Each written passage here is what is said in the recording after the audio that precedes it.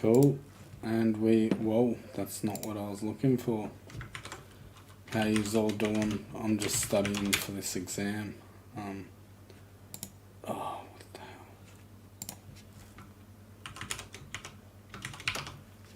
hell? There's a,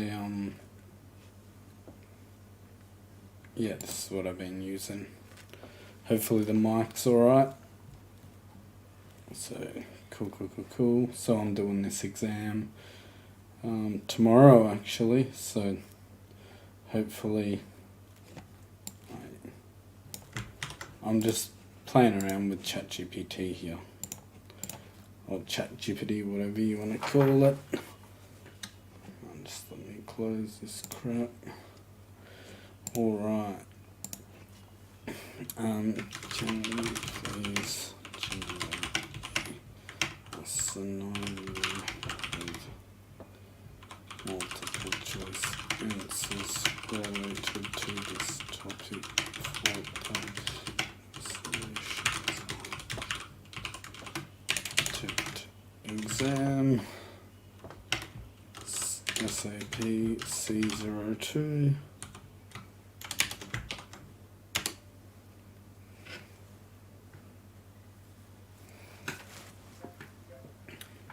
So, scenario. Acme Corporation has two separate AWS organizations, Organization A and Organization B. They decide to migrate. Cool. Hey, I should do something here. Let's see if this works. Yeah. Sure, here's a scenario related to organizational unit. No, that was way too loud too.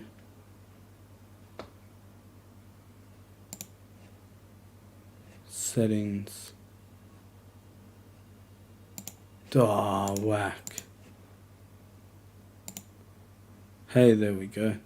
What up, though? It's Big Snoop D-O-double-G, and I'm an English voice from the United States. OU and AWS account organizational unit migration for the AWS Solutions Architect exam SAP-C02 scenario. Acme Corporation has two separate AWS organizations, Organization A and Organization B. They decide to migrate an AWS account X from Organization A to Organization B. The solutions architect at Acme Corporation, with the required root or IAM access to the member account and master accounts, initiates the process. The solutions architect has already removed account X from Organization A and has also sent an invite from Organization B to account X. Upon checking, they notice that the invite has been accepted. However, they receive an error when trying to operate under Organization B with account X. Which of the following could be the reason for this issue? A. The account X was not properly removed from Organization A. B. The organization account access role was not added to account X. C. The invite from Organization B was not correctly sent to account X. D. Account X is still in a suspended state within Organization B. Correct answer. B.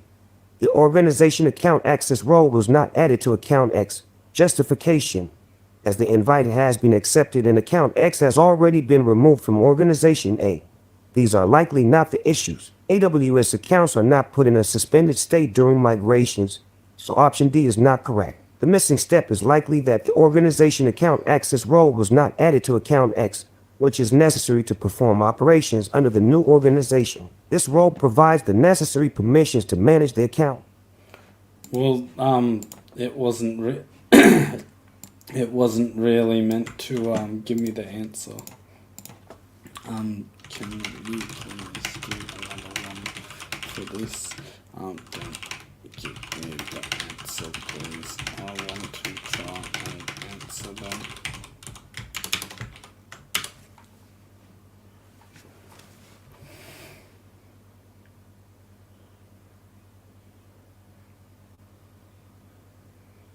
Alright, so is Snoop gonna read them?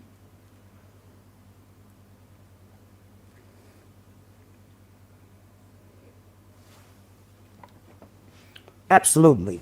Here's a new multiple choice scenario for you. Scenario. Tech Novel Corporation is planning to set up a secure and compliant multi-account AWS environment. They've heard about AWS Control Tower and how it provides an easy way to set up and govern their environment based on best practices. They are especially interested in automated setup, ongoing policy management, and compliance monitoring. The solutions architect at Tech Novel Corporation, after setting up the multi-account environment with AWS Control Tower, decides to enforce a policy that prevents launching Amazon EC2 instances of certain instance types in a particular organizational unit OU. However, upon checking after some days, they discovered that several prohibited EC2 instance types have been launched in the OU. What could be the reason for this situation? A.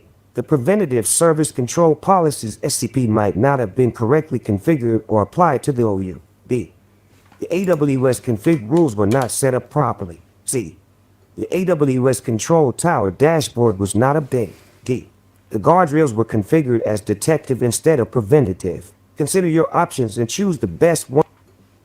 Great job. Option A could indeed be a valid reason for the scenario described. If the service control policies SCPS were not correctly configured or applied to the organizational unit OU, it would allow prohibited EC2 instances to be launched. SCPs act as a preventative guardrail in AWS, defining what actions the entities within the OU can and cannot do. Remember, always to verify your policies are correctly set up and applied to avoid such situations.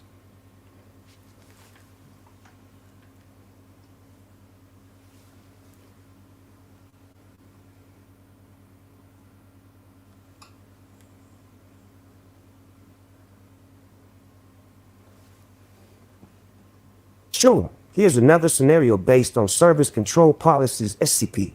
Scenario. NetFusion Corporation has a hierarchical AWS organization with multiple organizational units OUs. Each OU has multiple member accounts, and there is a root account that governs the entire organization. The solutions architect at NetFusion Corporation wants to limit EC2 instance types that can be launched within an OU named DevU. They have applied an SCP that explicitly denies launching of certain instance types to the DevOU. However, after applying the policy, a developer was still able to launch a denied instance type. What could be the possible reason for this? A. The developer has root access to the management account. B. The SCP was not correctly applied to the... Hey, Speechify here. You have exceeded your daily HD word limit. In order there to you continue enjoying your experience with high-quality voices, please upgrade your subscription by clicking the upgrade button. If you are not ready to upgrade, you can continue listening with non-HD voices. EW. C. The root account has SCPs disabled. D. The developer was utilizing service link roles. Take your time to think about the situation and choose the best possible answer.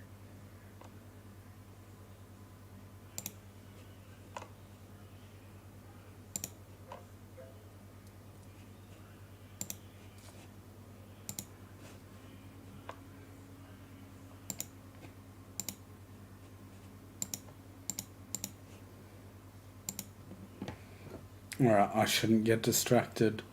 Alright, I'm a bit... Well, how would we know that from the question? I'm going to assume that the developer is using the correct account, so I'm going to go with B. Cool.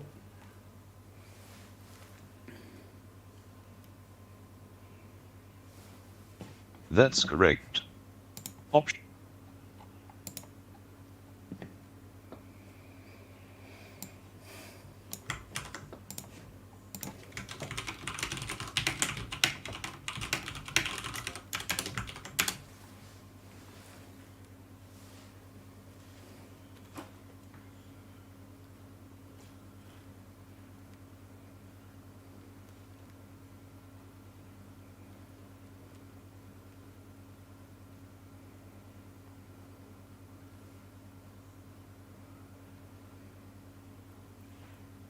Certainly, here's a scenario based on identity and access management, IAM, and the allow vs deny principle. Scenario. Your firm, CyberFusion Corp., uses AWS services for various applications. They have strict access controls and use IAM policies to control. Certainly, Certainly, here's a scenario based on identity and access management, IAM, and the allow vs deny principle. Scenario. Your firm, CyberFusion Corp, uses AWS services for various applications. They have strict access controls and use IAM policies to control access to AWS resources. Resources. A data analyst at CyberFusion Corp has been granted access to an S3 bucket named Data Bucket through an IAM policy that includes an allow statement for the bucket. However, when the analyst attempts to access the bucket, they receive a permission denied error. The solutions architect at CyberFusion Corp is asked to resolve this issue. What could be a possible reason for this? A. The S3 bucket data bucket does not exist. B. There is an IAM policy attached to the data analyst that explicitly denies access to the S3 bucket. C. The IAM policy does not include an allow statement for other resources. D. The data analyst is Excellent. You're correct. Option B is the most likely cause. In AWS IAM, an explicit deny in any policy takes precedence over an allow. So, even if there is a policy that allows the data analyst to access the data bucket, if there's another policy that explicitly denies access, the deny will take effect. This principle of explicit deny helps in maintaining secure access to AWS resources. Well done. Of course, here's a scenario related to LDAP, Lightweight Directory Access Protocol. Scenario. Revotech Corporation, an international firm, has a vast network of computers and other resources. They employ LDAP to maintain their network directory, making it easier for their employees to locate data about organizations, individuals, and other resources. Recently, Revotech Corporation migrated some of their infrastructure to AWS and set up an AWS directory service for Microsoft Active Directory, also known as AWS Managed Microsoft AD. One of their engineers needs to query the AWS Managed Microsoft AD using LDAP to obtain information about a specific user. However, the engineer is facing difficulties connecting to the LDAP endpoint. What could be the possible reason for this? The engineer is not using secure LDAPs to connect. B. The LDAP client is not configured correctly. C. The LDAP endpoint does not support the query made by the engineer. D. The AD. Great choice. Option A is correct. AWS Managed Microsoft AD does indeed support LDAP, but it requires secure LDAPs for connections, which includes SSL/TLS encryption. If the engineer is not using LDAPs to connect, they would face difficulties. Therefore, the issue is likely due to the engineer not using secure LDAPs to connect. Good job.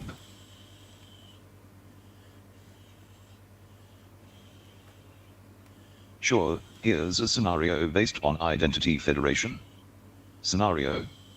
Maxitech, a large corporation, uses an on-premise Active Directory for identity management and recently adopted AWS for some of its services. To streamline the user authentication process and utilize their existing user base, they decided to use AWS's Identity Federation capability.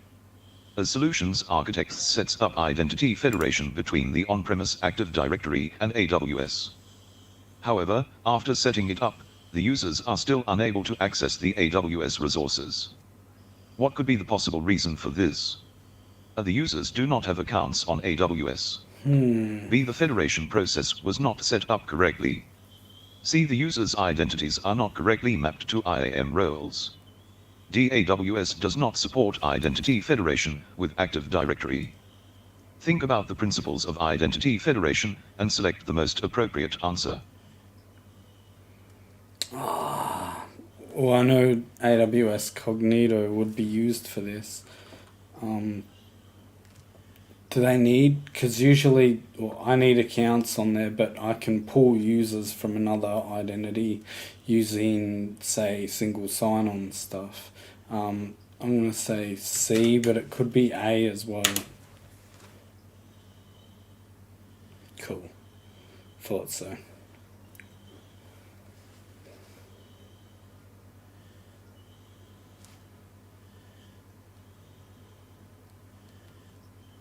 Correct. Option C is a plausible explanation. In Identity Federation, AWS does not require user identities to exist in AWS as IAM users. Instead, it relies on trust relationships with external systems like Active Directory. Option A. AWS indeed supports federation with Active Directory, so option D is incorrect. While option B could be a potential reason, the scenario does not provide enough detail to support that the federation setup itself was incorrect. The most likely issue given the details is that the on-premise Active Directory. Sure, here's a scenario based on the concept of user groups in AWS IAM. Scenario. BetaTech Incorporated, a mid-sized technology company, has recently moved their infrastructure to AWS. The AWS account is managed by a solutions architect who is responsible for assigning permissions to different teams using AWS IAM. The solutions architect created a user group for the data science team with the necessary permissions. However, after some time, they receive complaints from a member of the data science team that they are unable to access certain AWS resources. What could be the possible reason for this? The user group was created with insufficient. Your answer, option A, is indeed a plausible explanation. If the user group was created with insufficient permissions, members of the group may not be able to access certain AWS resources they need for their work. While the other options could potentially explain the scenario as well, in the context of AWS IAM, user groups can only contain users, not roles, ruling out option B. A user doesn't require individual permissions if they are part of a group with the necessary permissions, ruling out option D, and if the member was not correctly added to the group, they would likely lack access to more or all resources, not just certain resources, making option C less likely. Therefore, given the information, the most likely explanation is that the user group has insufficient permissions. Good job. I love that how I'm streaming I don't get any wrong. Certainly, here's a scenario based on S3 bucket policies vs access permissions. Scenario. Alpha Corp has a highly sensitive S3 bucket, Alpha Data Bucket, that stores customer data. They want to limit access to this bucket so that only specific IAM users within their AWS account can access it, and even then, they want to ensure access is only possible from their corporate network IP addresses. The solutions architect has put a bucket policy in place for Alpha Data Bucket and verified that the IAM users have the necessary permissions to access the bucket. Despite these measures, a user reports being unable to access the S3 bucket when trying from the corporate network. What could be a possible reason for this? The IAM user is not part of an IAM group with access to Alpha Data Bucket. The user is trying to access the bucket from an IP address that is not included in the bucket policy. C. The bucket policy was not correctly configured to allow access from the corporate network's IP addresses. D. The user does not have an IAM role associated with their EC2 instance. Take a moment to consider the situation and choose the most likely answer. That's correct. Option C could indeed be the reason for this issue. If the bucket policy wasn't correctly configured to allow access from the corporate network's IP addresses, then users wouldn't be able to access the S3 bucket even though they have the necessary IAM permissions. Bucket policies in Amazon S3 provide centralized access control to buckets and objects based on a variety of conditions, including IP addresses. Thus, it's important to ensure that the bucket policy is correctly configured to grant the necessary access. Great job. Oh, this is only going to be a quick... Absolutely. Here's a scenario based on IAM credentials report. Scenario. Delta Tech Corporation is a multinational corporation that utilizes AWS for several of its services. The company follows strict security policies and frequently audits IAM user credentials to ensure adherence to their security guidelines. Recently, the solutions architect at Delta Tech Corporation conducted an IAM credential report audit and discovered that one of the IAM users has been inactive for the past 90 days. However, when they attempted to deactivate the user's access keys, they found that the user is still able to log into AWS services. What could be the possible reason for this? The user has multiple active access keys. B. The user has root account privileges. C. The user is using their login credentials, username and password, for access. D. The IAM credential report is incorrect. Consider the details provided and determine the most plausible answer.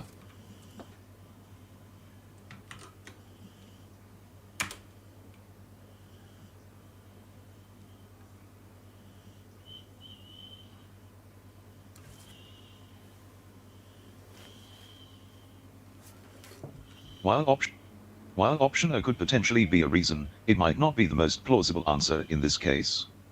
Even if a user has multiple active access keys, if one key is deactivated, they wouldn't be able to use it for accessing AWS services. In other words, the deactivation of one key doesn't get nullified by the existence of other active keys. Can you reconsider the options? Remember the different types of credentials a user can. Correct. Correct. Option C is indeed the most likely explanation. Deactivating an access key in AWS does not prevent a user from logging into AWS services if they are still using their login credentials, username and password.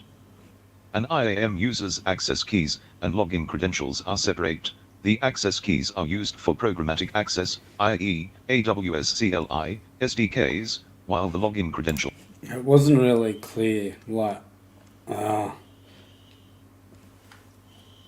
it's like, was he using a different key that they were looking at the wrong key, or he could have been using the password.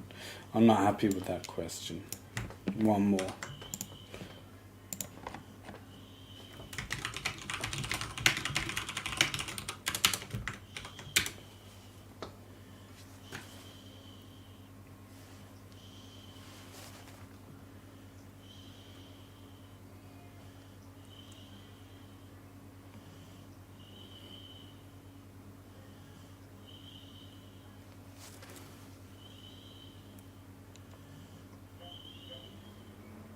Sure, here's a scenario based on IAM Access Advisor. Scenario. Gamma Solutions is a technology company that leverages various AWS services. Their solutions architect utilizes the IAM Access Advisor tool to monitor the permissions and service usage of IAM users. While reviewing the IAM Access Advisor report, the architect noticed that an IAM user has not used Amazon RDS Access for the past 6 months, even though they have the necessary permissions. As a security best practice, the architect decided to revise the IAM user's policies to revoke unnecessary permissions. However, a week later, the user complained about being unable to perform their tasks due to lack of access to necessary services. What could be a possible reason for this? The architect unintentionally removed more permissions than intended. B. The IAM Access Advisor report was outdated. C. The user started using Amazon RDS again after the policy was revised. D. The user is not part of the correct IAM group. Based on the situation and your understanding of IAM Access Advisor, select the most plausible answer.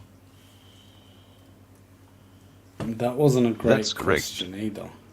That's correct. Option A could indeed be the reason for this issue. If the architect unintentionally removed more permissions than just the unused Amazon RDS access, then the user could be lacking necessary permissions to perform their tasks. While revising policies, it's important to review the changes carefully to ensure that only the intended permissions are modified. Good job.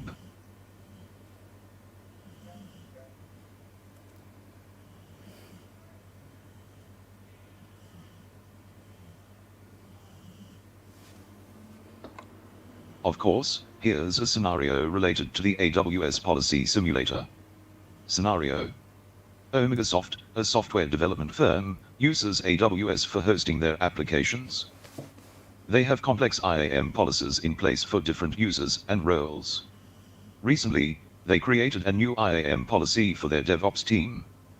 Before attaching the policy to the DevOps group, the AWS Solutions architect decided to use the AWS Policy Simulator to ensure the policy works as intended. However, after running the simulation, the architect found that certain actions were denied, even though they should have been allowed according to the policy. What could be a possible reason for this? The policy simulator does not accurately simulate permissions. B. The policy contains explicit deny statements for those actions. C. The DevOps team members do not have the necessary IAM roles assigned. D. The policy is incorrectly written, causing the actions to be denied.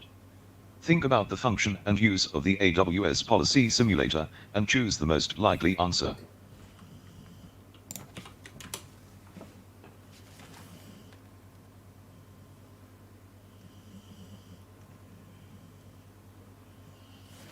Yeah, another vague. While option B could potentially be a reason, the scenario does not provide information that there are explicit deny statements in the policy. Remember, in IAM policies, an explicit deny statement overrides any allow statement. That's why I chose Can it you as an reconsider answer. the options? Keep in mind the role of the AWS policy simulator in testing IAM policies.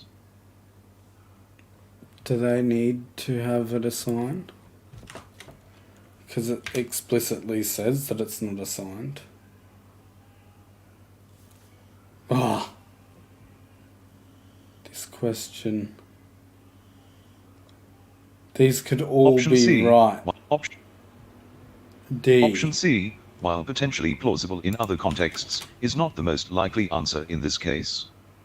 The AWS policy simulator does not take into account individual IAM roles assigned to users or groups. Instead, it tests the effects of IAM policies in isolation. Correct. Correct. Option D. Correct. Option D is the most plausible explanation given the scenario. The AWS policy simulator helps you understand the effects of your IAM policies. It simulates the evaluation of these policies so you can troubleshoot and ensure your policy works as expected. If certain actions are being denied in the simulation, it is likely because the policy is incorrectly written, causing those actions to be denied. This could be due to an error in the policy's syntax, structure, or the specific permissions it grants. Great job.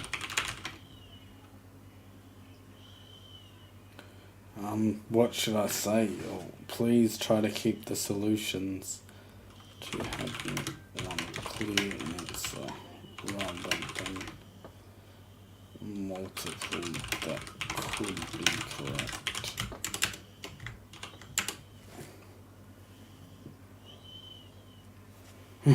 Yeah, that will, because that, while potentially plausible, it could be the reason. I don't like that in exams. You have to have clear.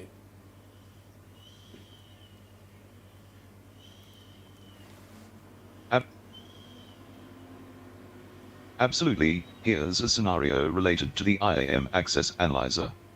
Scenario. Sigma Solutions, a cybersecurity firm, has been leveraging AWS to store its highly sensitive data. As part of their security best practices, they use the IAM Access Analyzer to ensure that their data is not unintentionally shared with any external entities. During a recent review, the AWS Solutions architect noticed an alert from the IAM Access Analyzer indicating that one of their Amazon S3 buckets is accessible to an external entity. What is the most likely cause of this alert? A. The S3 bucket policy allows public read access. B. The IAM Access Analyzer service has been configured incorrectly. C. The S3 bucket has been moved to a different AWS region. D. The IAM users of the company. Well, this is going to be it for now. That's correct. Catch you again soon. Option A is indeed the most likely cause of the alert. Hey. The IAM Access Analyzer identifies resources that are shared with entities outside of your AWS account. If the S3 bucket policy allows public read access, then the bucket is effectively shared with the entire Internet, which is an external entity. The IAM Access Analyzer would alert on this